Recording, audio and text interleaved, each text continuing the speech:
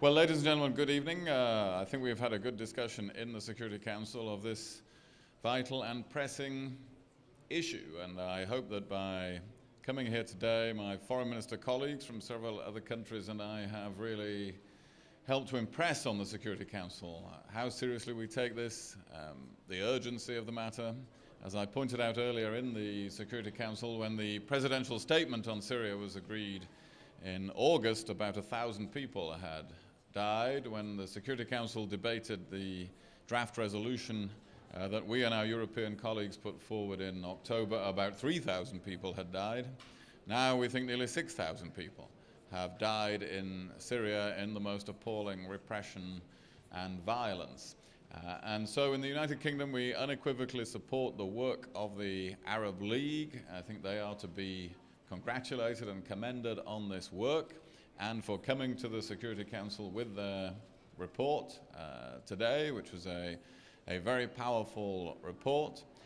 We'll continue to support that now as consideration continues of this draft resolution.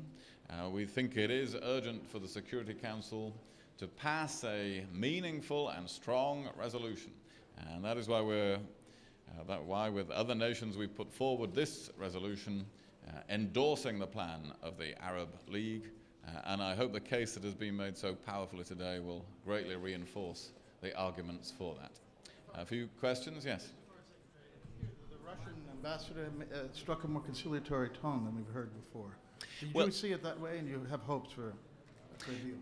Well, of course, I would like to see it that way. I think we will see over the coming hours, over the next day or so, whether that is the case. I certainly think the discussion at the Security Council illustrated the strength of the arguments for the Arab League plan, and also illustrated that there were not many arguments against it. And some of the nations that have had misgivings about passing such a resolution did not state very powerful arguments against it. So I think the benefit of the argument went very clearly to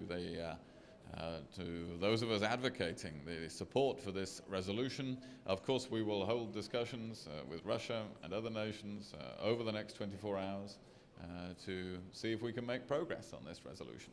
Yes, next question. Some critics argue that this draft resolution may lead to a civil war or allow foreign countries to interfere with the internal affairs of Syria. Do you have any response to that? Yes, I have heard it said that this could lead to a civil war. What do we have in Syria now, though? We have people dying every day. We have between 30 and 100 people being killed violently every day. We have the torture and abuse of huge numbers of people, including children. What the Arab League are putting forward is a plan for a peaceful resolution of this situation. So that is the answer to those who think it could make the situation worse. This is a plan by the countries in the region for addressing this problem peacefully in a Syrian-led political process. And that is the answer to the other part of your question. This is not about foreign intervention in Syria. This is about the United Nations Security Council supporting a Syrian-led political process instigated by the countries of that region. Yes? In recent days here, we've heard some of the permanent representatives on the other side say that what's most objectionable to them is this idea that you would predetermine in advance that power would be transferred from Assad to his vice president. So I wonder, so they say that's predetermining the process. They call it regime change sometimes. Is that an absolute precondition from your point of view to solve the crisis? Well, it's certainly our view, it's been our view for a long time, that President Assad should go and has lost all credibility, not only internationally, but with his own people, so many of his own people as well. That is not that's not what it says in this resolution, which supports the Arab League plan. And that calls on him to give the power to his deputy to conduct negotiations and discussions with all parties in Syria.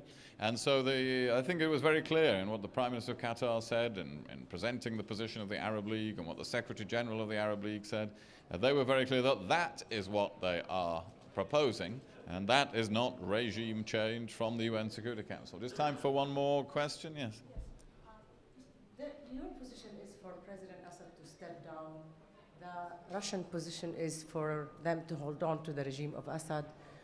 How can you reconcile these positions given that the negotiations are rather stuck on this political transition? Where do you see hope for compromise, or do you not see any? Well, the way to reconcile that is to support the position of the Arab League. This is not Western nations trying to impose their view. This is the countries of that region, the leaders of the Arab world putting forward a plan by which the Syrian people can decide on their own future. And that is surely something that all members of the United Nations should be able to support. Thank you very much indeed.